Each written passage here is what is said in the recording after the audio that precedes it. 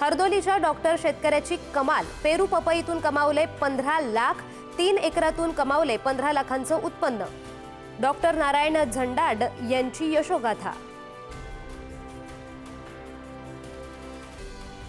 कापसाचे बाजारभाव स्थिरावले. कापसाचा भाव सरासरी 8,100 रुपयांपर्यंत.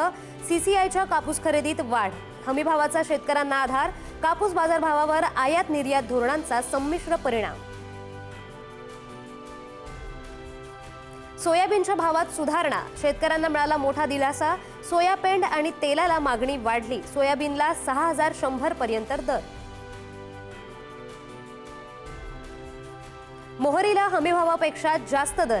शेतकऱ्यांमध्ये समाधानाचं वातावरण. मोहरीचा दर 6,800च्या पार. खाद्यतेलांमधील वाढीचा मोहरीच्या भावाला मोठा आधार. राज्यात कारल्याचे बाजारभाव स्थिरावले. कारल्याला 4 ते 5,000 रुपये दर. आगामी काळात कारल्याची भाव पातळी टिकून राहण्याचा अंदाज. बीड जिल्ह्यात वर्षात 256 शेतकऱ्यांच्या वेदनादायी आत्महत्या. नव्या वर्षाच्या पहिल्याच महिन्यात 24 शेतकऱ्यांचा मृत्यू. नापिकी आणि कर्जामुळे बीडचा बळीराजा संकटाच्या खाईत.